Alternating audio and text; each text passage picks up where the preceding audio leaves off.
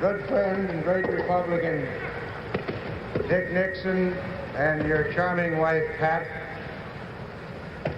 my running mate, that wonderful Republican who has served us so well for so long, Bill Miller, and his wife, Stephanie, to Thurston Morton, who's done such a commendable job in chairmaning this convention.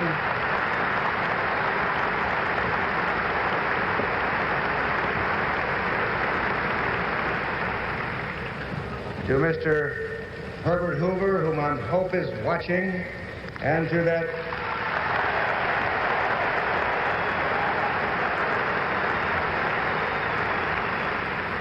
great American and his wife, General and Mrs. Eisenhower.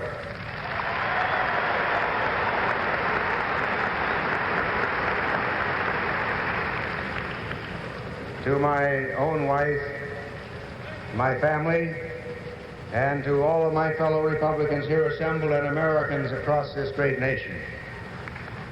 From this moment, united and determined, we will go forward together, dedicated to the ultimate and undeniable greatness of the whole man. Together we will win.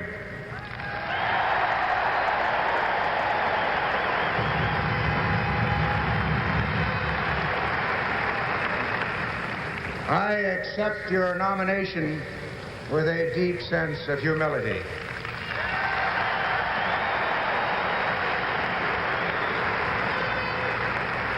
I accept, too, the responsibility that goes with it, and I seek your continued help and your continued guidance. My fellow Republicans, our cause is too great for any man to feel worthy of it. Our task would be too great for any man did he not have with him the hearts and the hands of this great Republican Party.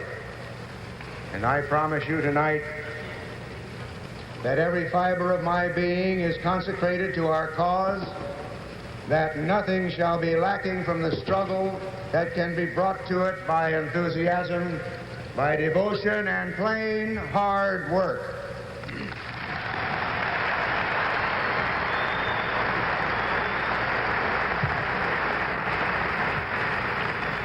In this world, no person, no party can guarantee anything.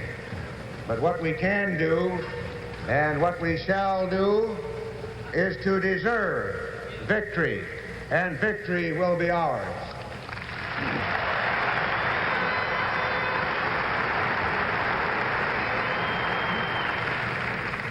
The good Lord raised this mighty republic to be a home for the brave and to flourish as the land of the free. Not to stagnate in the swampland of collectivism, not to cringe before the bullying of communism.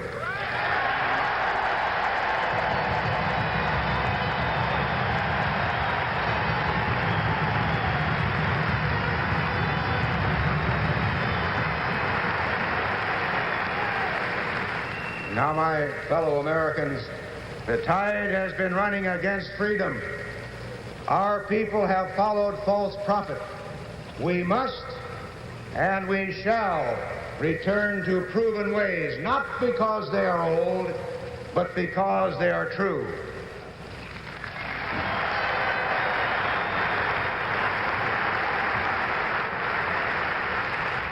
We must and we shall set the tides running again in the cause of freedom.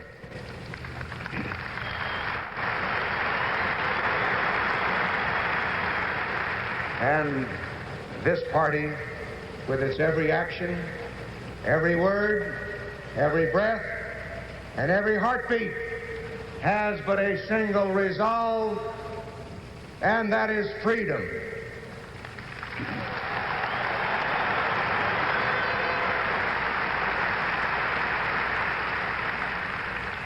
Freedom made orderly for this nation by our constitutional government. Freedom under a government limited by the laws of nature and of nature's God. Freedom balanced so that order, lacking liberty, will not become the slavery of the prison shell. Balanced so that liberty, lacking order, will not become the license of the mob and of the jungle.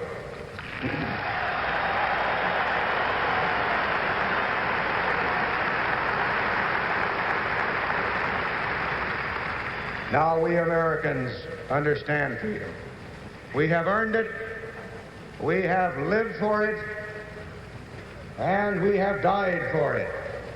This nation and its people are freedom's model in a searching world. We can be freedom's missionaries in a doubting world. But ladies and gentlemen, first we must renew freedom's vision in our own hearts and in our own homes.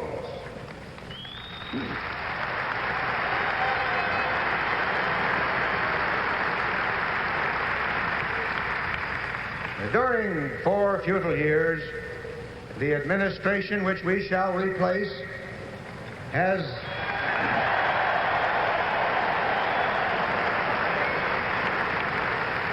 distorted and lost that vision. It has talked and talked and talked and talked the words of freedom, but it has failed and failed and failed in the works of freedom.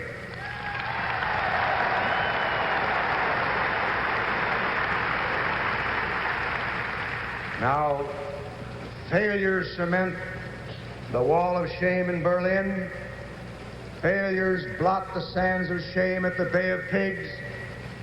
Failures mark the slow death of freedom in Laos.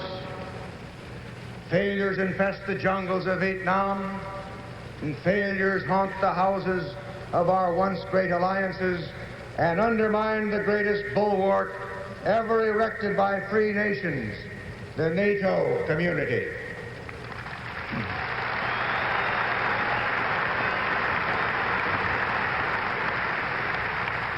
Failures proclaim lost leadership, obscure purpose, weakening will, and the risk of inciting our sworn enemies to new aggressions and to new excesses.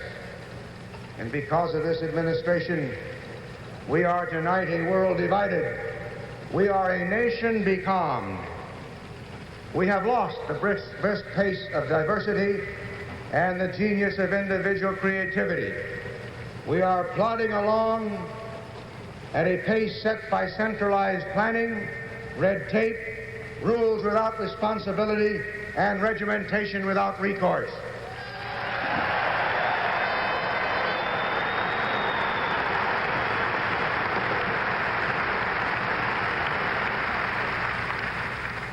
Rather than useful jobs in our country, our people have been offered bureaucratic makework.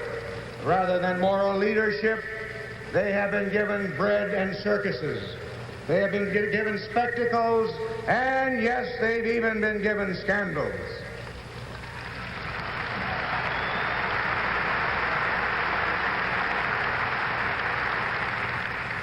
Tonight, there is violence in our streets, corruption in our highest offices, aimlessness amongst our youth, anxiety among our elders, and there's a virtual despair among the many who look beyond material success for the inner meaning of their lives. And where examples of morality should be set, the opposite is seen. Small men seeking great wealth or power have too often and too long turned even the highest levels of public service into mere personal opportunity.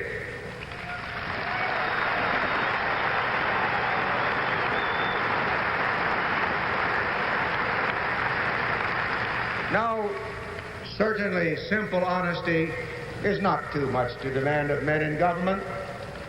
We find it in most. Republicans demand it from everyone.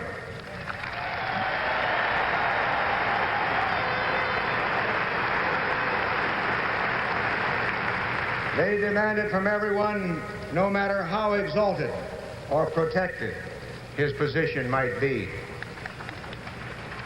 Now,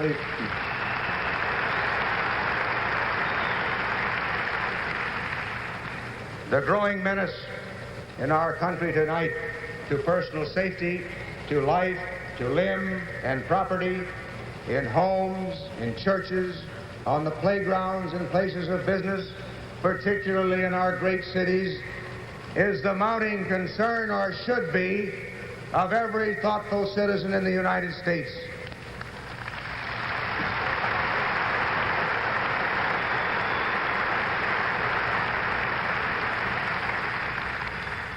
Security from domestic violence, no less than from foreign aggression, is the most elementary and fundamental purpose of any government. And a government that cannot fulfill this purpose is one that cannot long command the loyalty of its citizens.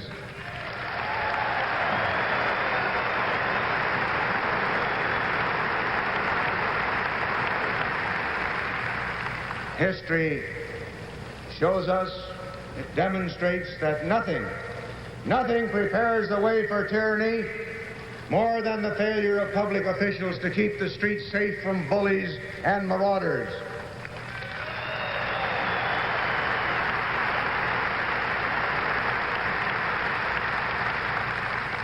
Now, we Republicans see all this as much more than the result of mere political differences or mere political mistakes.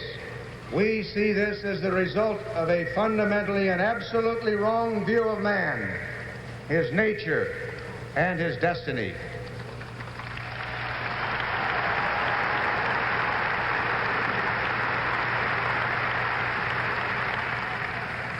Those who seek to live your lives for you, to take your liberties in return for relieving you of yours, those who elevate the state and downgrade the citizen, must see ultimately a world in which earthly power can be substituted for divine will. And this nation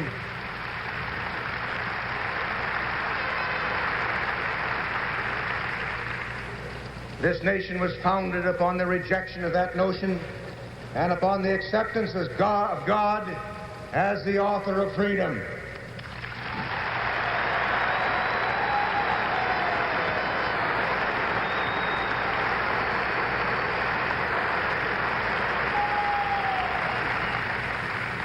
Now, those who seek absolute power, even though they seek it to do what they regard as good, are simply demanding the right to enforce their own version of heaven on earth.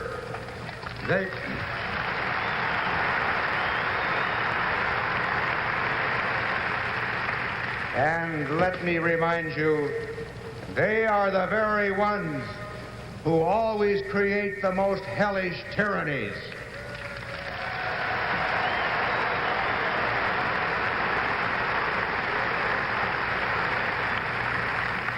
Absolute power does corrupt, and those who seek it must be suspect and must be opposed. Their mistaken course stems from false notions, ladies and gentlemen, of equality. Equality, rightly understood, as our founding fathers understood it, leads to liberty and to the emancipation of creative differences. Wrongly understood, as it has been so tragically in our time, it leads first to conformity and then to despotism.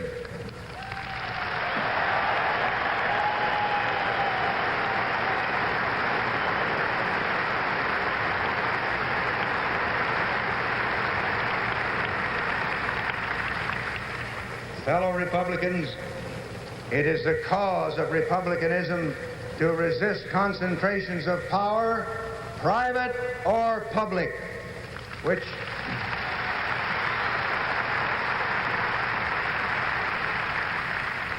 enforce such conformity and inflict such despotism. It is a cause of republicanism to ensure that power remains in the hands of the people And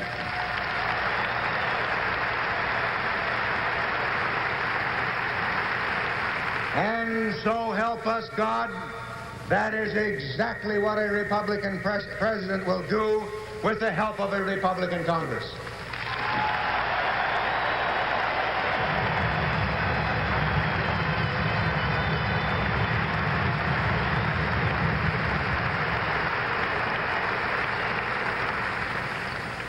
It is further the cause of republicanism to restore a clear understanding of the tyranny of man over man in the world at large.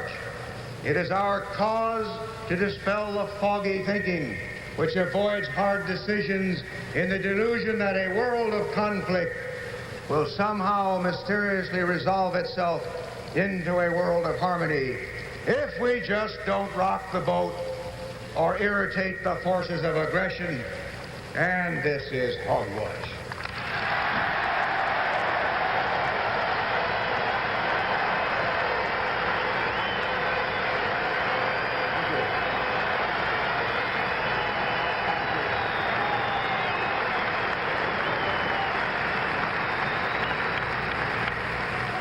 It is further the cause of republicanism to remind ourselves and the world that only the strong can remain free, that only the strong can keep the peace.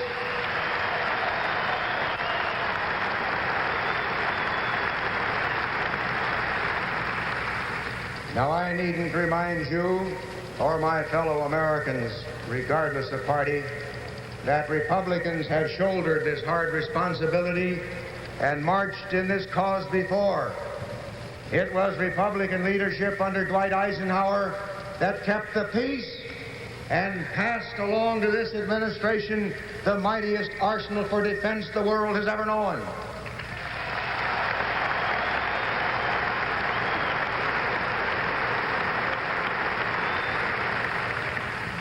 And I needn't remind you that it was the strength and the believable will of the Eisenhower years that kept the peace by using our strength, by using it in the Formosa Straits and in Lebanon, and by showing it courageously at all times.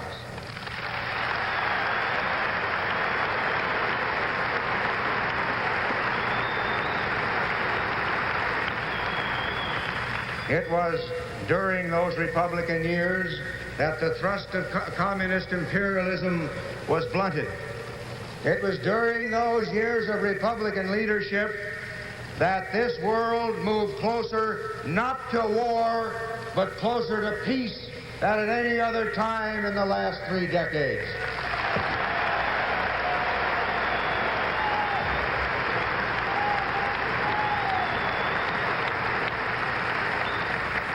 And I needn't remind you, but I will, that it's been during democratic years that our strength to deter war has stood still and even gone into a planned decline. It has been during democratic years that we have weakly stumbled into conflict, timidly refusing to draw our own lines against aggression, deceitfully refusing to tell even our own people of our full participation, and tragically letting our finest men die on battlefields unmarked by purpose, unmarked by pride, or the prospect of victory. Yes.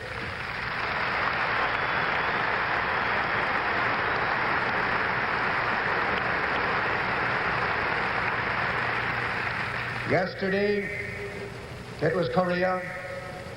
Tonight, it is Vietnam. Make no bones of this. Don't try to sweep this under the rug. We are at war in Vietnam.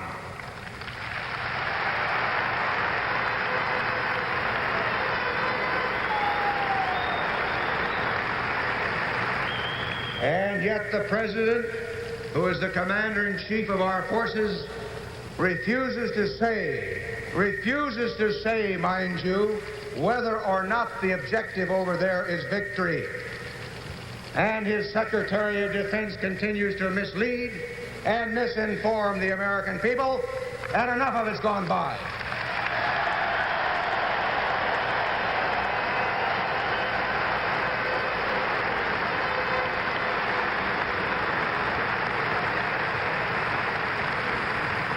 And I needn't remind you, but I will. It has been during democratic years that 1 billion persons were cast into communist captivity and their fate cynically sealed.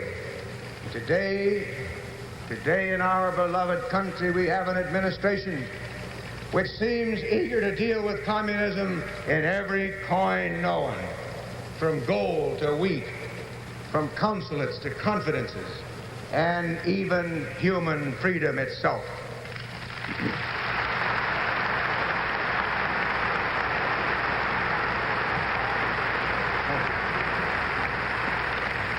Now the Republican cause demands that we brand communism as the principal disturber of peace in the world today.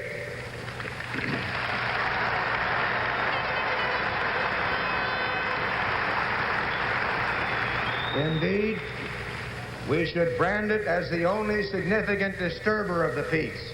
And we must make clear that until its goals of conquest are absolutely renounced and its relations with all nations tempered, communism and the governments it now controls are enemies of every man on earth who is or wants to be free.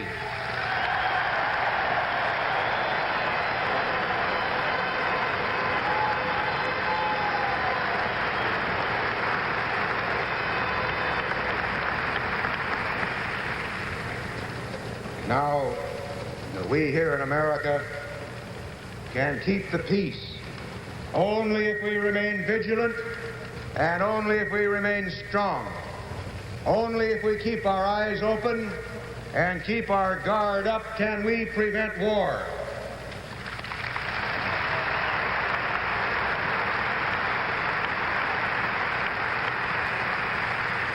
And I want to make this abundantly clear. I don't intend to let peace or freedom be torn from our grasp because of lack of strength or lack of will, and that I promise you Americans.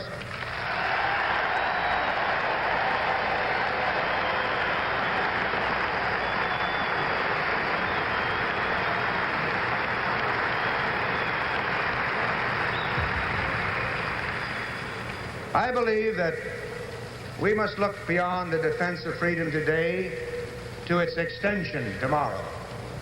I believe that the communism which boasts it will bury us will instead give way to the forces of freedom.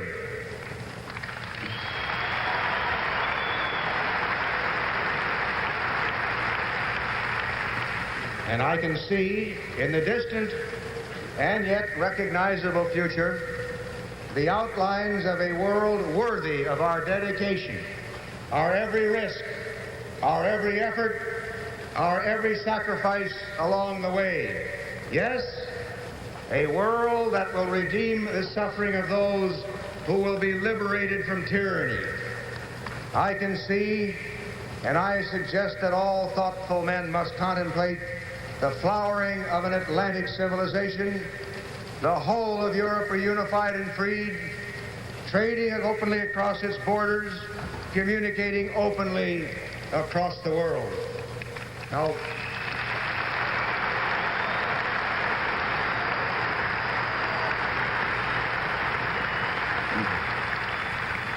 this is a goal far, far more meaningful than a moonshot. It's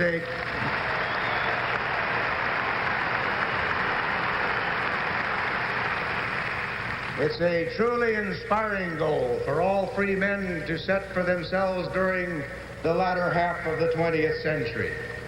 I can see, and all free men must thrill to, the advance of this Atlantic civilization, joined by its great ocean highway to the United States. What a destiny! What a destiny can be ours to stand as a great central pillar linking Europe, the Americas, and the venerable and vital peoples and cultures of the Pacific. I can see a day when all the Americas, north and south, will be linked in a mighty system, a system in which the errors and misunderstandings of the past will be submerged one by one in a rising tide of prosperity and interdependence. We know that the misunderstandings of centuries are not to be wiped away in a day or wiped away in an hour. But we pledge that human sympathy, what our neighbors to the south call an attitude of simpatico, no less than enlightened self-interest, will be our guide.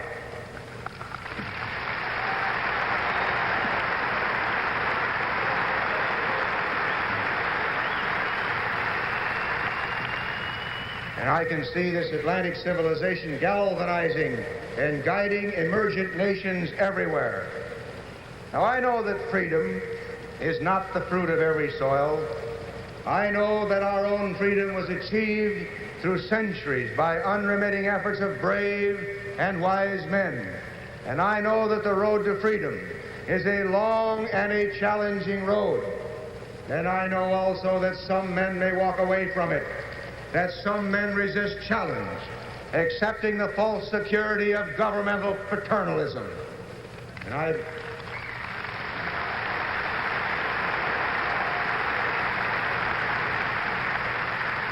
I pledge that the America I envision in the years ahead will extend its hand in help, in teaching, and in cultivation, so that all new nations will be at least encouraged to go our way, so that they will not wander down the dark alleys of tyranny or the dead-end streets of collectivism.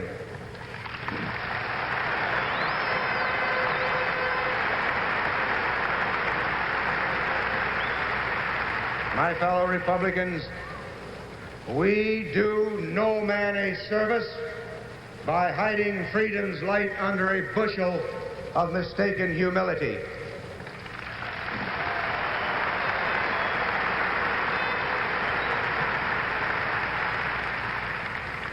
I seek an America proud of its past, proud of its ways, proud of its dreams, and determined actively to proclaim them.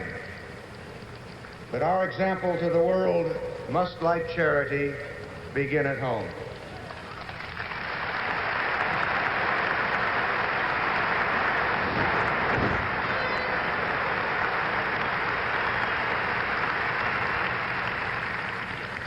In our vision of a good and decent future, free and peaceful, there must be room for the liberation of the energy and the talent of the individual. Otherwise, our vision is blind at the outset. We must assure a society here which, while never abandoning the needy or forsaking the helpless, nurtures incentives and opportunities for the creative and the productive.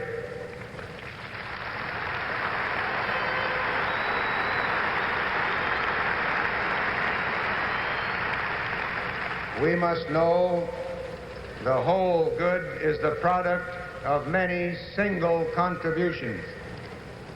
And I cherish a day when our children once again will restore as heroes the sort of men and women who, unafraid and undaunted, pursue the truth, strive to cure disease, subdue and make fruitful our natural environment, and produce the inventive engines of production, science, and technology.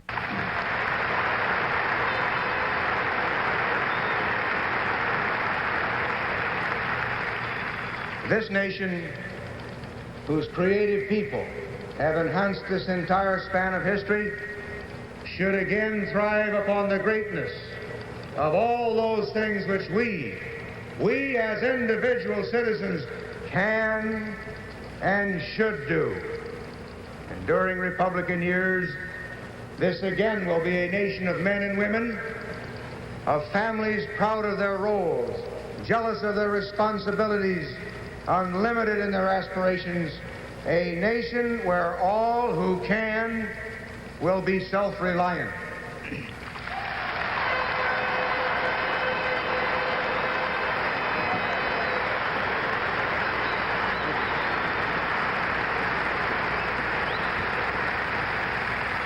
We Republicans see in our constitutional form of government the great framework which assures the orderly but dynamic fulfillment of the whole man.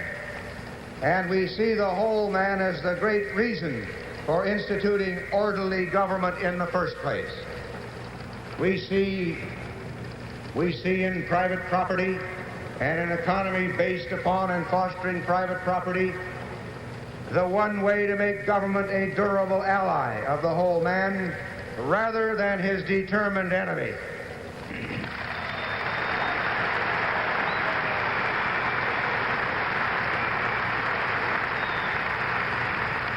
We see in the sanctity of private property the only durable foundation for constitutional government in a free society.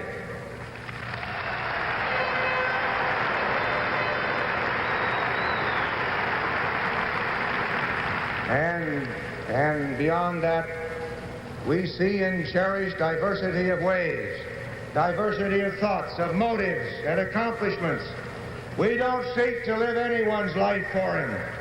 We only seek to secure his rights, guarantee him opportunities, guarantee him opportunity to strive, with government performing only those needed and constitutionally sanctioned tasks which cannot otherwise be performed.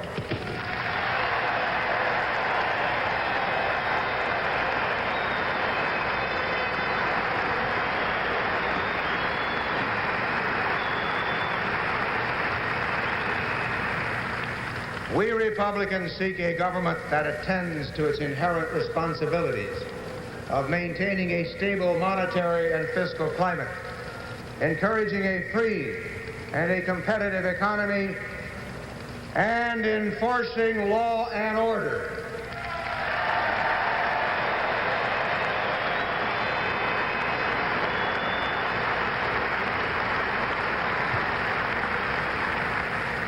Thus do we seek inventiveness, diversity, and creative difference within a stable order. For we Republicans define government's role where needed at many, many levels. Preferably, though, the one closest to the people involved.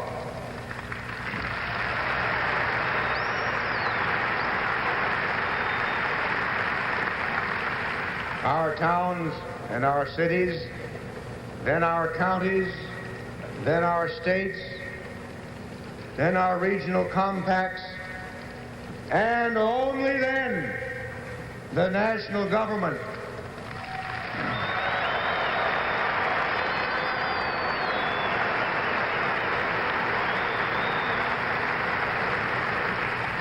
That, let me remind you, is the ladder of liberty built by decentralized power. On it also we must have balance between the branches of government at every level.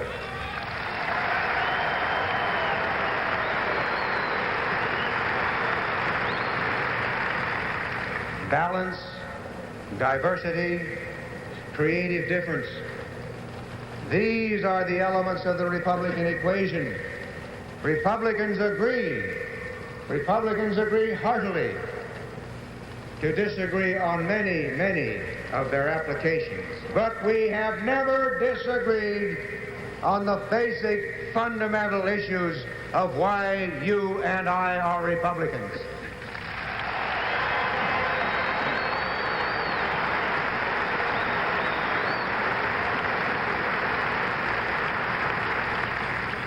This is a party, this Republican Party is a party for free men, not for blind followers and not for conformists.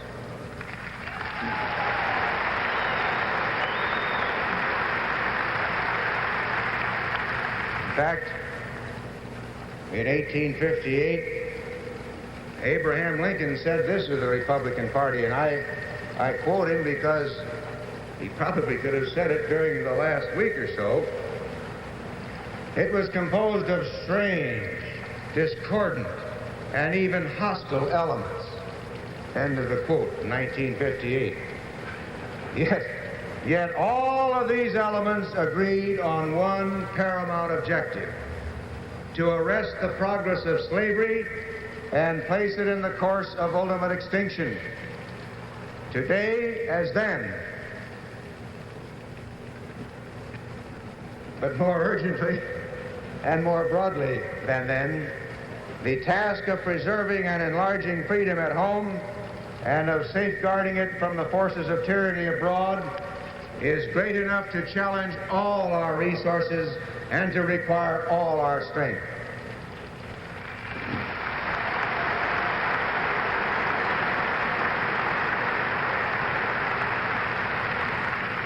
Anyone who joins us in all sincerity, we welcome. Those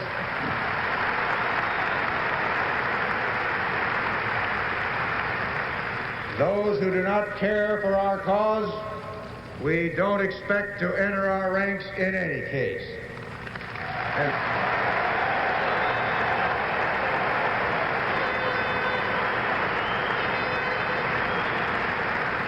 And let our republicanism, so focused and so dedicated, not be made fuzzy and futile by unthinking and stupid labels.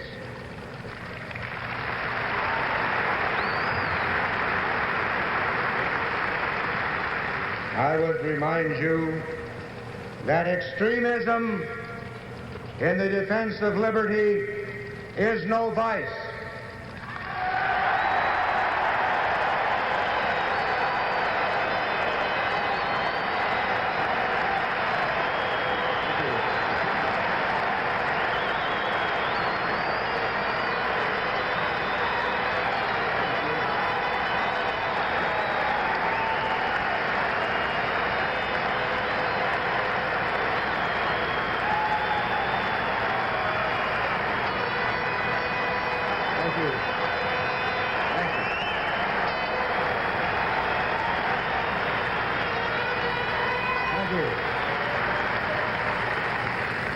And let me remind you also that moderation in the pursuit of justice is no virtue.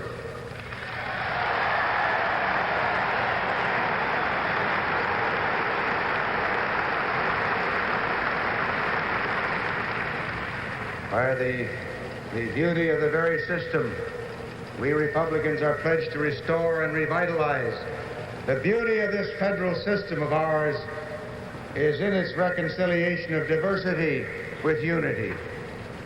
We must not see malice in honest differences of opinion, and no matter how great, so long as they are not inconsistent with the pledges we have given to each other in and through our Constitution.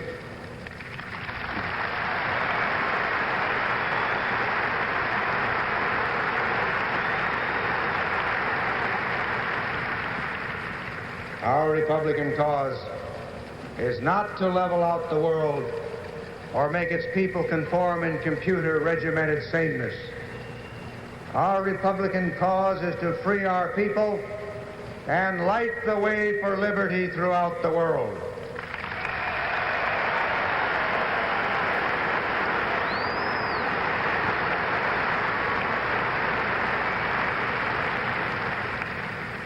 Ours is a very human cause for very humane goals. This party, its good people, and its unquenchable devotion to freedom will not fulfill the purposes of this campaign, which we launch here now, until our cause has won the day, inspired the world, and shown the way to a tomorrow worthy of all our yesteryears. I repeat, I accept your nomination with humbleness, with pride, And you and I are going to fight for the goodness of our land. Thank you.